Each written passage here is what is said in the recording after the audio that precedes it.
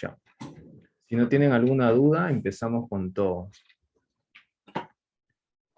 ¿Ustedes, chicos, alguna duda? ¿No? Todo bien, todo bien. Está claro, bro. Ya, listo. Ya, chicos, entonces, los mercados financieros, que esa es la parte más básica de todo con lo que respecta a los mercados. Contándoles un poquito sobre la historia en esta parte. Antes los mercados financieros eran espacios físicos. Y aquí no sé si algunos, no sé si me pueden escribir en el chat si han visto la parte de Netflix para contarles o no contarles lo que les pasé ayer. Bueno, entonces, como sabrán, los espacios de los mercados financieros antes eran en papel. Literalmente lo que hacían las personas que tenían bienes, que pues en ese entonces era el azúcar, el trigo, los metales, el carbón, etcétera, lo que hacían para hacer contratos de negociación, para vender a las empresas o venderse entre agricultores, ponían un papel. Y estas operaciones se daban como que en este acuerdo, era un contrato, en este acuerdo te estoy dando 100 lotes de azúcar por $100, algo así, ¿no? Y estos espacios se estaban dando de manera informal, hasta que llegó un punto en el que se creó un establecimiento mucho más formal que era como un agente. Esta gente era como una casa de cambio que centralizaba todos estos contratos y estos contratos los ponía y se distribuía de una manera mucho más coherente, porque cuando era el trato muy informal podían darse, no sé, por así decirlo, como que se podía buscar como que los disclaimers como para darle vuelta al contrato que se daba y a veces no se cumplía y por eso es que era necesario formalizar toda esta parte. Ahora, ¿cómo ha viajado el mercado? Es que son espacios totalmente digitales. Y con totalmente digitales, ¿a qué me refiero? De que yo tradeo personalmente desde mi computadora y alguien lo puede hacer desde el celular. Ahora, todas las transacciones son digitales y están centralizadas en bastantes, a ver quién está entrando, dos más. Pónganse en mute. Y están siendo centralizadas en distintas casas por ejemplo, está el Banco Central de Nueva York, el de Londres, etcétera. Y eso es todo lo que respecta a la parte digital. Ahora, dentro de los mercados financieros, estos son los más principales. Quizás algunos ya conozcan algunos, que algo bien popular que se está dando es el mercado de criptomonedas. Pero en realidad existen un montón de mercados dentro de todo lo que respecta al mercado financiero. Las más conocidas son Forex, el término de las acciones, los commodities y los futuros. Y estos son minúsculos dentro de todo el universo a lo que se refiere a la parte de lo que es los mercados. Los mercados capitales son los bonos. Estos son las más utilizados por los bancos, cuando dan letras de pago, bonos o acciones dentro de los propios bancos. Luego está el mercado de divisas, que es el mercado más grande que existe a nivel mundial. Por ejemplo, lo que hace Wall Street o lo que hace, por ejemplo, una acción en un día, perdón, en un año, Forex lo hace en un día. ¿Por qué? Y esto es un ejemplo bien práctico. Por ejemplo, miren, Apple tiene bastantes sedes a nivel mundial, ¿no?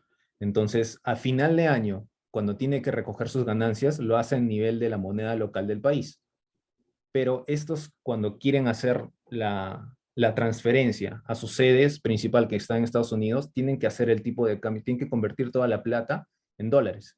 Al hacer ese tipo de cambio, eso se conoce como una fluctuación de mercado.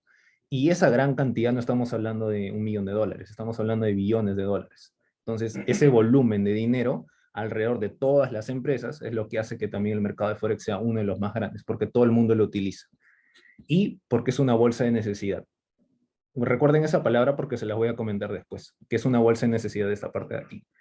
Luego están las criptos. Las criptos, que es una moneda digital que ha salido justamente para no tener rastro de trazabilidad. Es decir, no te puede caer, en el caso del Perú, para los peruanos, acá, no te puede caer la SUNAT aquí, porque no tienes registro de cómo regular esa moneda. No pagas impuestos por esta moneda. Entonces, la moneda de las criptomonedas son justamente hechas para pasar por alto esa parte de ahí. Pero las criptomonedas en su mayoría, a excepción del Bitcoin y unas más, son bolsas comerciales, no son bolsas de necesidad. ¿A qué me refiero que son bolsas comerciales? Que tú no vas a la panadería o no vas a un mercado y compras un pan con Bitcoin. Son netamente comerciales. Ya también les voy a explicar más a fondo sobre esta parte de acá. Lo otro son los mercados de derivados, que este es el mercado más popular porque acá están los inversionistas de retail.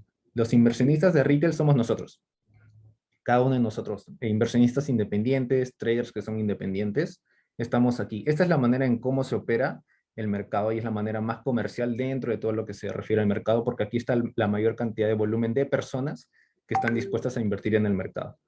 Luego está el mercado monetario, que estos son los bancos centrales de reservas o el Fondo Monetario Mundial. Y luego está el mercado de commodities, que esto es bien popular entre países, porque acá están las exportaciones y las importaciones de materias primas, ¿no? Que, por ejemplo, puede estar el azúcar, el trigo, el carbón, el petróleo, etcétera, o el oro, ¿no? Esos son los commodities. Estos son los mercados más grandes. De aquí los más importantes que quiero que se queden es el mercado de divisas, las criptos y los mercados de derivados. La mayoría de personas que tienen un capital, no sé, $100, puede entrar a estas tres. A las tres de acá. Ay, perdón, me fui. A las tres que están aquí. Pero las personas que ya, como son entidades financieras, manejan mayormente los que están aquí, en la parte de la izquierda. Es la diferencia de ellos. Ahora, les había comentado quiénes eran los participantes en el mercado. Nosotros, como les había comentado, son los inversionistas de retail. Pero dentro del mercado hay muchas personas en las que están involucradas aquí y de empresas. Están los bancos, la sociedad, los agentes de bolsa, los bancos centrales los bancos centrales de cada país y de gobierno, los fondos monetarios internacionales y los fondos de inversión. Cada uno de estos generan volumen monetario dentro de las transacciones diarias en el mercado y hace a partir de esto que los precios de las cosas o los precios de las divisas, en un caso el precio del oro, varíen o fluctúen. Son las decisiones de estas personas, de todas estas entidades de aquí, que hacen que el precio se mueva. ¿Sí? Ya. Ahora, ¿hasta ahí alguna duda? ¿No? ¿Todo bien? ¿Todo bien? ¿Todo bien? Mándenme en el chat si todo está bien. O si quieren que repita algo, si tienen alguna duda. Yo tengo una pregunta. ¿Puedes hacer o sea, más que una pregunta, tengo una duda. ¿Puedes hacer un ejemplo a lo que te refieres de que estas personas tienen, manejan, o sea, gracias a esas personas fluctúa el tipo de moneda, no sé, eso? ¿Cómo así? O sea, la anterior diapositiva pusiste como que gracias a estas entidades Ujú. hace que el oro baje, el oro suba, algo así. Ah, ya. Eso lo voy a dar más. Sí, ya. Te voy a dar ese ejemplo con un caso práctico que ahorita lo voy a hacer también después. Uy, me estoy pasando todos los slides. Sí, chicos, aquí lo que me preguntaba Denis es que les dé un ejemplo de cómo es que estas entidades hacen esos cambios de fluctuación y cómo varía el precio. Yo más tardecito, justo al final, les voy a comentar esa parte con ese ejemplo. Ay, los slides. Un ratito. Los slides. Ya. Bueno, seguimos en esta parte acá. El comercio de activos. Ahora, ¿cómo yo, sabiendo que soy inversionista retail y que no manejo la mayor cantidad de volumen que hay en el mercado, cómo es que yo puedo operar? Las maneras más conocidas y más comunes son dos. A, a través de activos subyacentes y a través de derivados financieros. Esto para no confundirlos con el nombre es una, posees el papel y la otra solo operas en base a un contrato. Es así de simple. Activos subyacentes se refiere a que literalmente posees el activo. Es decir, vas al Banco Central, perdón, vas al mercado de acciones, tocas la puerta y dices, quiero comprar una porción de Apple, un share de Apple. Quiero comprar una acción de Apple. Entonces vas al mercado, te dicen, te firman un contrato y te dan en papel, literalmente, una acción de Apple. ¿Qué es lo que pasa con este activo subyacente? Es que imagínense que Apple ahorita está cotizándose en $150 su acción. Imagínense si está de aquí a 5 años, la acción baja a cero. ¿Qué es lo que pasa? Quiebra. Quiebra, exacto. La empresa quiebra. Pero ustedes siguen siendo dueños del papel. Y a pesar de que el valor del activo esté en cero, ustedes siguen siendo los posesores del papel y no les pueden quitar ese derecho porque ya son parte de todo el share de lo que posee el valor del activo. Entonces, si a cada 5 años se puso a cero y después en 2 años más subió a 150 de nuevo, ustedes pueden seguir teniendo el valor de $150 en su acción. Nunca lo pierden. Es la opción más segura en los mercados. Pero al ser la más segura, necesitas un montón de plata para invertir en esa parte. Porque no cualquiera puede entrar directamente a negociar para comprar una acción con en la bolsa de valores. Y por eso existe esta opción de acá, la que es de los derivados financieros. Y en la parte de los derivados financieros, son mercados donde se negocian en base a un activo subyacente. ¿Qué es un activo subyacente? Es el producto financiero con el que yo estoy haciendo una negociación. Por ejemplo, en el caso de los commodities, puedo comprar el dólar en base al trigo. Puedo comprar el dólar, perdón, puedo comprar el trigo en base a la cantidad de dólares que tengo. Puedo comprar petróleo, barriles de petróleo en base a la cantidad de euros que tengo, y así sucesivamente. O en el mercado de Forex, ¿no? Quiero operar la relación que tiene el euro con la relación que tiene el dólar. Entonces, estos derivados, estos contratos que se hacen, necesitan un intermediario, que es un broker. Ese broker justamente es la conexión que te da con el mercado de valores y no necesariamente tú tienes que tener una gran cantidad de dinero para que tú puedas invertir en estas acciones de acá o en estos productos financieros, perdón. Entonces, los derivados financieros, como su mismo nombre lo dice, es como una ramificación de lo que sale del mercado que ayuda a que los inversionistas de retail, que no tienen mucho volumen monetario, puedan iniciar sus operaciones dentro del mercado. Y es así como ellos lo hacen, ¿no? Dentro de los derivados financieros existen tres opciones que son bien conocidas dentro de todo este ámbito. Son las opciones, los CFDs y los futuros. Los más conocidos a nivel de quienes poseen una mayor cantidad de volumen monetario dentro de los inversionistas de retail son los futuros, porque es la opción mucho más segura o es la más utilizada inclusive por agricultores o personas que trabajan bastante con materias primas. Ya les voy a contar esta parte justo ahorita, que estos son los tres derivados financieros. Y esta parte me estoy enfocando porque aquí es donde ya el inversionista retail entra en acción. Puede elegir estas tres opciones para que ellos puedan operar. La primera es la más conocida de las tres, que es la CFD. Yo, por ejemplo, opero CFDs, que es contratos por diferencia. Y la parte de contratos por diferencia es que tú un día contratas a un broker, conversas con un broker y le dices, quiero comprar el euro con respecto al dólar, o quiero comprar el oro, ¿no? Entonces, en el contrato, todo esto es digital por si acaso, en el contrato lo que se estipula es, ok, tú estás entrando en el precio del oro ahorita mismo a $100, por ejemplo, ¿no? Entonces tú también tienes que ponerme cuál va a ser tu precio de salida y cuál va a ser tu precio de pérdidas. La diferencia en el CFD es que tú tienes, si tú quieres predecir o especulas que, por ejemplo, el precio del dólar, el precio del oro está a $100 y tú dices de acá un tiempo, va a llegar a 150. Yo especulo que va a llegar a 150. Listo.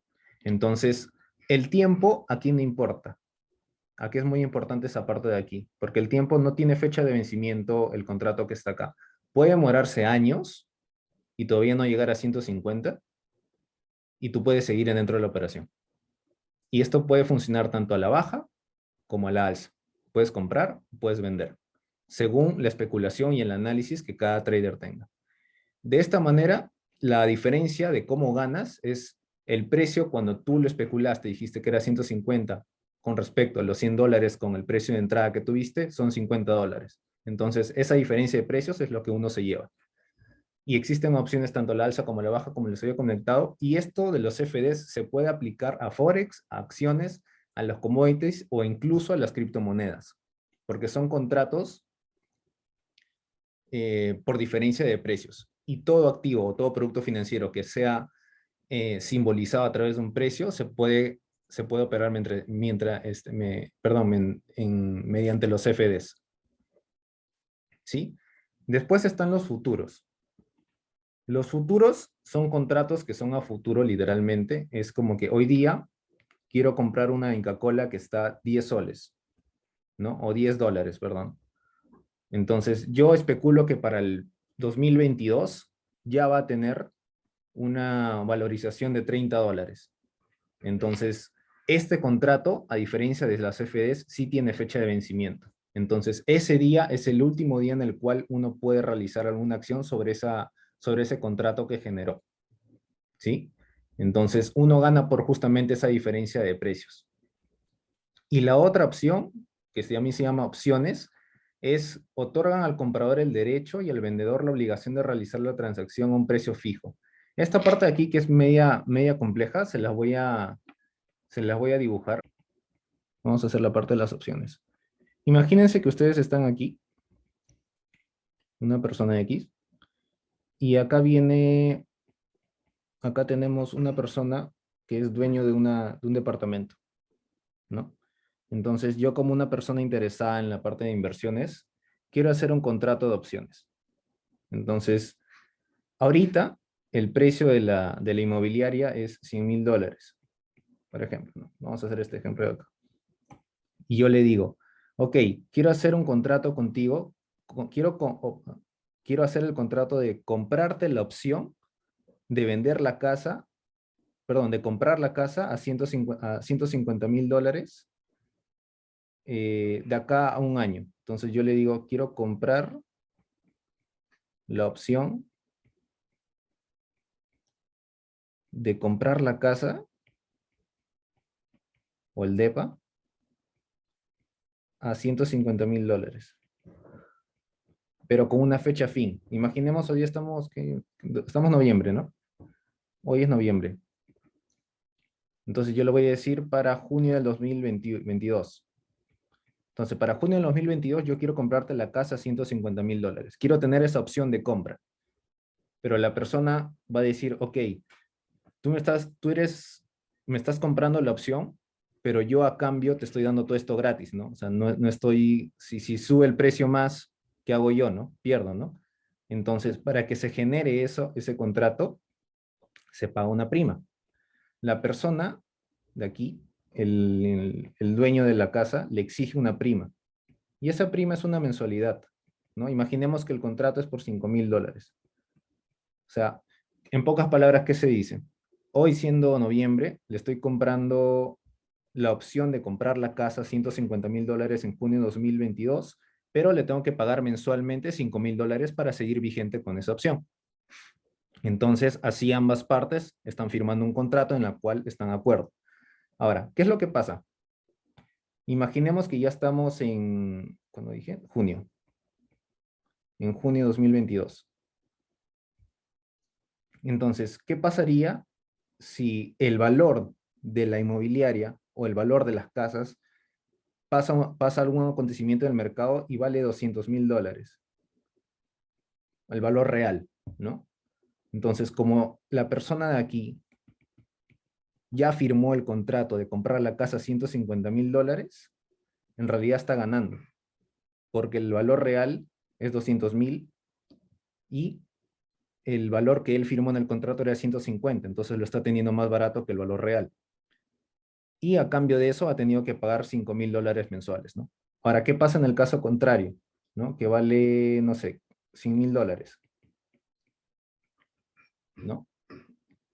Entonces, aquí el valor de la inmobiliaria o sea, se mantuvo. La especulación de la persona no se dio a cabo. Entonces, ¿qué es lo que pasaría acá? No, en realidad, ella, como la persona tiene la opción de compra, puede decidir no comprarla. Y no la compraría porque está mucho más barata de lo que realmente debería haber pagado, ¿no? De lo que él especuló que iba a estar. Entonces, no toma la opción. Pero la persona que realizó el contrato se queda con la prima y esa es su ganancia. Entonces, esta es la manera en cómo ambas partes se benefician de un contrato de opciones. Chicos, ¿me entendieron esto? ¿Sí? Clarito, clarito. Nice. ¿Y eso se aplica digitalmente también? Sí, todos los contratos son digitales ahora. No, pero este ejemplo, por ejemplo, también se aplica cuando haces Forex y eso, ¿o no? No todo, eso sí, me hicieron una pregunta si es que esto se puede aplicar a Forex.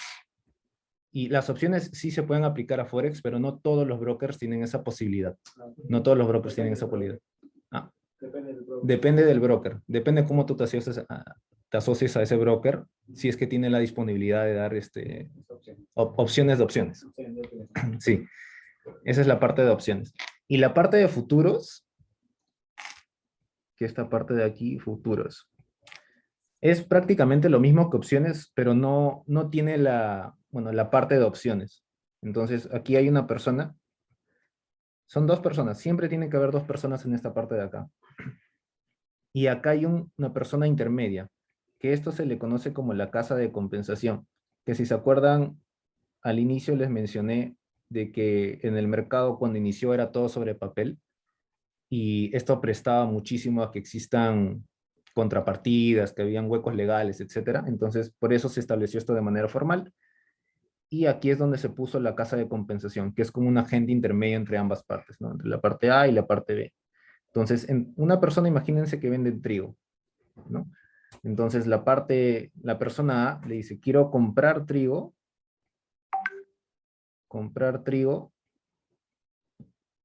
por, no sé, 100 toneladas a $100, ¿no? Entonces, esto lo hace, manda el aviso a la casa de compensación busca una persona que esté dispuesta a entregar esa cantidad bajo ese precio y se establece el contrato. Entonces acá sería entregar trigo de 100 toneladas por $100. Siempre tiene que buscar, la casa de compensación se encarga justamente de buscar esas personas.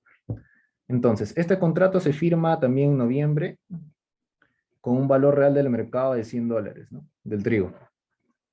Ahora nos vamos a junio, que era el del ejemplo anterior también. Lo mismo, ¿qué pasa si va a $150? Entonces, la diferencia de precios acá es 50.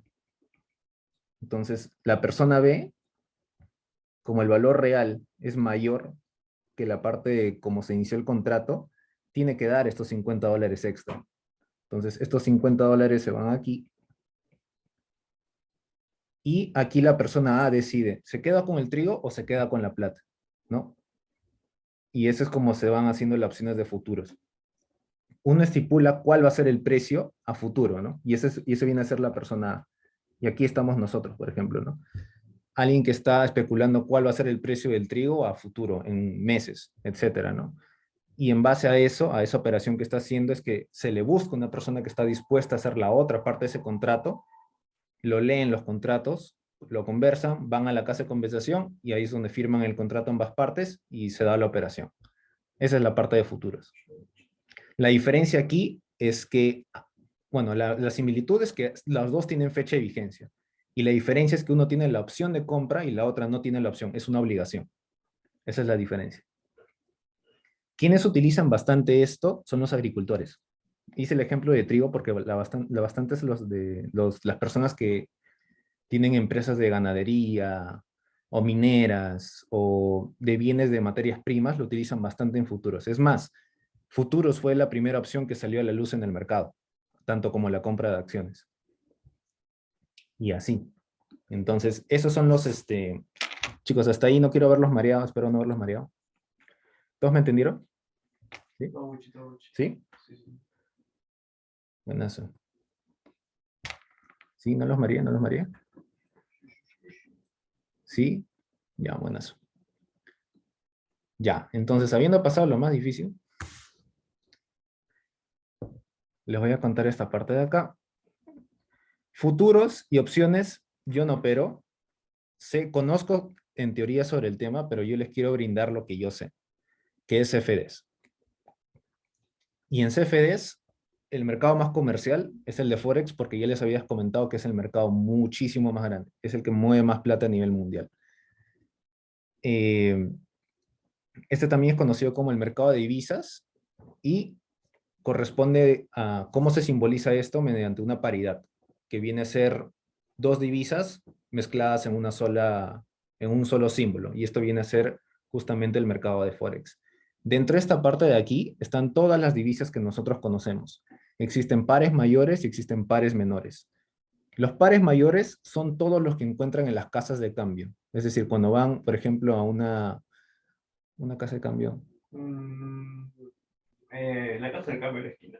Bueno, una casa de cambio X, cuando vayan a una casa de cambio, van a poder ver eurodólar, las internacionales, ¿no? Eurodólar, eurolibra, dólar yen, dólar franco, todas las paridades que están mezcladas con el dólar y el eurolibra también, son paridades mayores porque el dólar es como el inglés, es el idioma universal.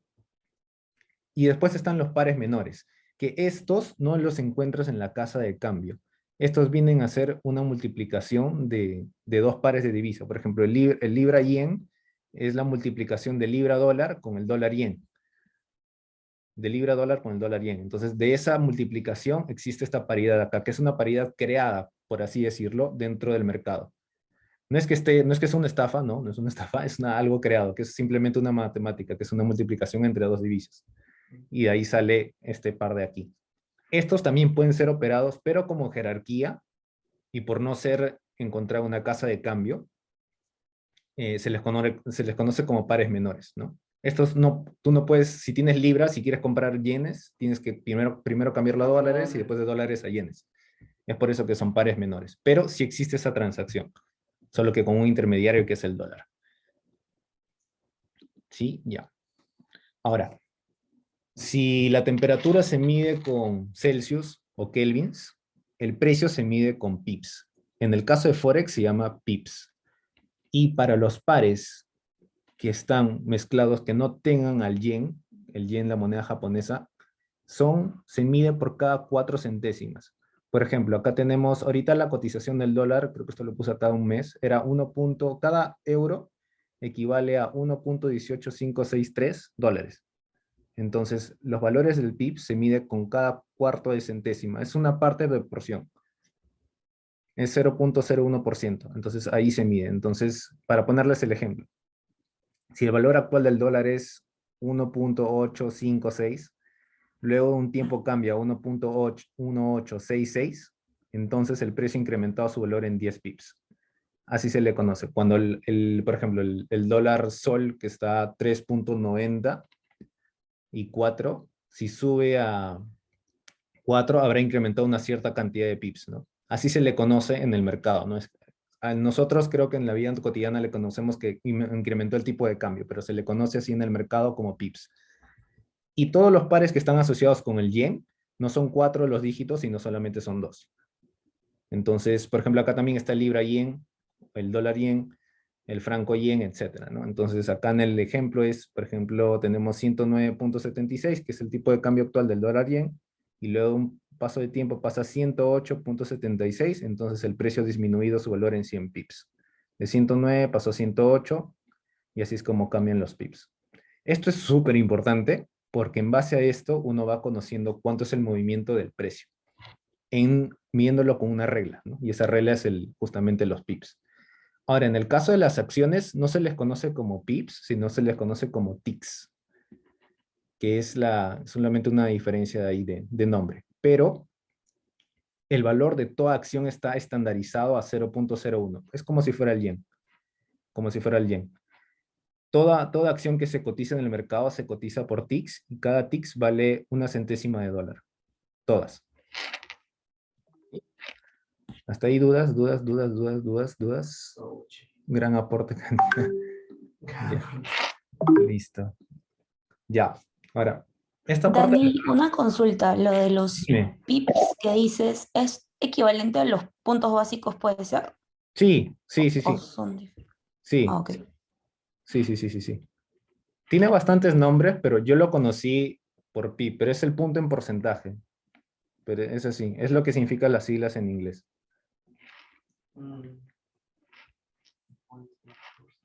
Ya, chicos, esta parte que viene a ser justamente hoy día para ya cerrar con esta parte y iniciar las preguntas y respuestas si es que tienen, es los principios del precio. Esta parte es súper importante, no la encuentran en cualquier lado. A mí me costó aprender esta parte de aquí porque esto literalmente te explica mucho cómo es que se está moviendo el mercado más allá de lo que ves en una gráfica, sino entender el por qué. La primera es la oferta y la demanda. Y ya miren, por ejemplo, voy a hacer el caso con la pandemia, ya voy a hacer el caso con las mascarillas. Imaginemos que en el valor real, O Ecofarma. el valor real del mercado, O sea, alcohol. de las mascarillas es $100. ¿Sí? O sea, el valor real del mercado. Y tenemos la cantidad de mascarillas que tienen ahorita en el mercado, son 50. Entonces, el precio de cada una de las mascarillas va a ser $2, ¿no? ¿Qué es lo que pasa si mi demanda, por alguna razón, me consume 25, ¿no? Se consumen 25. $25, ¿no? Perdón, 25 unidades. Entonces me estarían quedando justamente 25 en resto, ¿no? Y uno diría, ok, tengo 25 y cada uno vale $2, ¿no? Entonces, si lo multiplico me da 50. Pero esto de aquí se le conoce como valor comercial. El valor después de haber hecho transacciones dentro del mercado. Este es el valor comercial. ¿Qué es lo que pasa? Que si nos damos cuenta, el valor del mercado es $100, no es 50. Entonces, ¿qué tiene que pasar con el precio si las unidades no se están moviendo para que llegue al valor real del mercado? El precio no tiene que ser 2, tiene que ser 4. Y este cambio de acá, del valor comercial con el valor del mercado, no es inmediato. En una gráfica sería así. Aquí está el vale 0, aquí cuando valía $2, y aquí cuando vale $4. Este periodo de acá de negociación es cuando el valor comercial y el valor del mercado están comenzando a acercarse para hacerse realidad, porque esto no pasa de la noche a la mañana. Entonces, así es como la ley de la oferta y la demanda hace que el precio comience a cambiar, simplemente porque el valor real tiene que ser siempre igual al valor comercial del mercado. Y es por eso que existen esos movimientos de precio. Ese es uno. Ahora voy por los otros dos. Ya, la segunda es la causa y efecto. Y esto es algo súper importante porque muchas personas piensan de que sale una noticia y ya está afectado el dólar. O ya está afectado, no sé, el petróleo, ¿no? Entonces, todo movimiento en el mercado tiene una causa, sucede por alguna razón, como los eventos, las noticias o los acontecimientos. Pero no necesariamente son a causa de esos movimientos o esas noticias. Ahora yo les pregunto, ¿quiénes están detrás de las noticias? Los especuladores. La gente, Las personas. las personas. Entonces, no son las noticias las que hacen efecto sobre el mercado, son las mismas personas afectadas por esas noticias. El mercado se mueve muchísimo por rumores. Cuando dan una noticia, por ejemplo, en la pandemia, ¿no? Entonces, dieron la noticia de que, pucha, vamos a cerrar todo y vamos a estar todos en cuarentena. Entonces, ¿qué es lo que hicieron las personas? Comenzaron a vender sus cosas, comenzaron a capturar ahorros, etcétera. Y esos Comprar papel movimientos, higiénico como locos. comprar papel higiénico como locos, porque eso es un claro ejemplo del rumor de las cosas, ¿no? Como sale un rumor y las personas ante esa noticia reaccionan de una manera, y esa reacción es lo que tiene el impacto en el mercado, pero no la noticia per se, porque la noticia puede pasar desapercibida. Hay un montón de noticias que a veces ni siquiera hacen efecto en el mercado porque las personas no le dan atención. Entonces, como no le dan la debida atención, simplemente pasa de alto. Pero al final es la persona la que está detrás haciendo la transacción, haciendo estas operaciones. Y es las masas las que hacen estos efectos. Y estas masas no solamente hablo de las personas que son inversionistas retail o que son consumidores masivos, sino también hablo de las personas detrás de los bancos. Porque las personas detrás de los bancos también son personas. Entonces, cuando ellas toman una decisión a nivel de, soy un gerente de un banco y estoy viendo cómo va a ser el impacto de esta noticia, si yo voy por un lado donde no está yendo la mayoría, estoy afectando también al volumen de efectivo que hay dentro del mercado. ¿Sí? Esa parte es súper importante, porque las noticias no es que tengan un efecto per se, son las personas detrás de esas noticias o a causa de esas noticias lo que hacen. Y la otra es el esfuerzo-resultado, que esto va muy apalancado de la parte de la oferta y demanda que les había graficado, porque este esfuerzo-resultado, una gráfica se puede ver como les había mencionado, ese periodo que estaba acumulándose el precio ahí, ¿no? pero en realidad es por la negociación. ¿Qué pasa? El mercado es de compradores y vendedores. Entonces, a veces los precios para mantener una estabilidad están comprados, imagínense, entre 10 o 15 dólares, ¿no? 10, 15, 10, 15, 10, 15, 10, 15, 10, 15. Ese efecto prolongado, lo que tienen las personas también es, ok, ¿qué pasa si me voy a 16? ¿Qué pasa si me voy a 17? ¿No? Entonces, lo que hacen la atención de las negociaciones, a veces como no tienen un efecto porque tienen que estar continuamente en crecimiento, el mercado siempre está en crecimiento o en movimiento, mejor dicho, alguien que ya comienza a dar un precio fuera de esa consolidación, ya está comenzando a romper esa barrera de tensión. Y eso se le conoce como esfuerzo y resultado. Entonces, más adelante, cuando yo les muestre las gráficas, cuando veamos periodos grandes de acumulación, que en realidad son traducidos en un lenguaje más comercial, son periodos donde las personas que están detrás de esas acciones comienzan a negociar muchísimo y esa tensión hace que comience a tener resultados tanto a la alza como a la baja. Entonces, chicos, lo que les he contado ahorita, solo como resumen, es los participantes del mercado, qué mercados existen, ya saben, dentro de los más grandes está Forex, ¿sí?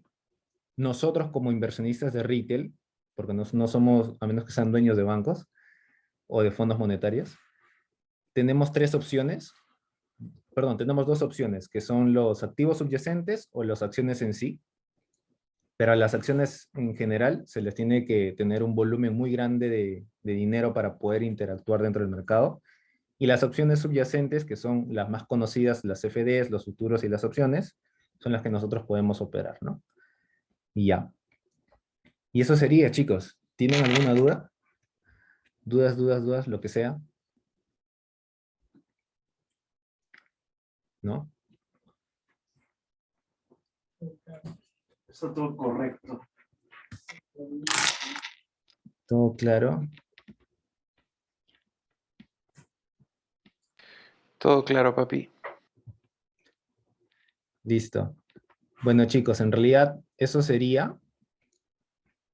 La segunda clase ya va a ser un poco más, esta clase ha sido recontra teórica, la segunda clase sí va a ser un poco más didáctica en el sentido de que van a estar haciendo ustedes. Y nada, en realidad les recalco la primera parte, ¿no? Como para contar un poquito de mí, que era el tema de cómo se estaba haciendo la parte de trading, que yo llevo 2 años aquí. Y era, a mí personalmente solamente quiero mostrar esto porque quiero que la gente entienda que hay distintas maneras de operar. Y lo importante que les había compartido en el Instagram era que sepan educarse muy bien de calidad, porque como ya conocieron, por ejemplo, hoy día, en la parte no sé si han escuchado este juego, el juego del calamar de Netflix, sacó su criptomoneda, ¿no? Y de la noche a la mañana una persona que invertía como que $2 podía tener hasta 2 millones de dólares en un abrir y cerrar de ojos. Pero pasó una hora y eso se convirtió en centavos de dólar. Eso es lo que pasa cuando les mencionaba esto del valor comercial y el valor real, ¿no? Cuando el valor comercial es súper alto, pero el valor real no vale nada, el valor comercial tiene que llegar al valor real. Entonces es por eso que bastantes criptomonedas suben al toque, pero también bajan al toque, porque no tienen un sustento real, no tienen un proyecto real. Y por eso es súper importante la parte de la educación. La educación que les estoy dando ahorita es cross todo, absolutamente todo. ¿Por qué? Porque está basado justamente en los principios humanos, porque al final son las personas quien operan, ¿no? Entonces lo que les voy a estar desarrollando ahorita son los conocimientos básicos de cómo se debería estar funcionando el mercado ya desde un punto de vista más científico o de carrera, por así decirlo, porque el trading tiene carrera. Así como la física tiene corrientes, el trading tiene bastante carrera. Y es muy bonito. Entonces, nada, chicos, si no tienen dudas, quejas, sugerencias, eso sería todo por hoy. ¿Sí? ¿Dudas? Super, Daddy. Listo, hermano, no hay dudas. Muchas gracias. Excelente clase y esperando la siguiente, pues, ¿no? Ujú. Sí, la verdad, la próxima va a ser el domingo a las 8. Eso sí. Buena voz, buena voz. El domingo a Dani, las es 8. de 1 hora, ¿no? Sí, una hora. Chévere. Cero dudas, Dani. Está muy didáctica tu clase, en serio. Felicitaciones por todo el esfuerzo que se nota que en el PPT le has dedicado. Gracias. Así que, nada, me siento muy agradecido de haber tenido esta hora completa porque, o sea, algunas dudas, a pesar de haberlas ya estudiado, como que me han liberado algunas dudas y me he dado cuenta y que nunca se debe dejar de Aprender. estudiar, de aprender, No, nunca. ¿no? Entonces, nada, felicitaciones, men. Dale, no, buenísimo. Con todo. Yo feliz de darles bastante valor, chicos. Así que sepan educarse. Sigan mi Instagram, porque ahí siempre estoy colocando contenido. Y ahorita ya estamos justamente lanzando el Instagram de Horizon, donde vamos a estar brindando para la parte ya también de contenido de la comunidad. Porque al final lo que yo estoy haciendo con Sebastián es crear la comunidad. Y justamente también mi equipo está aquí al costado, está viéndome aquí.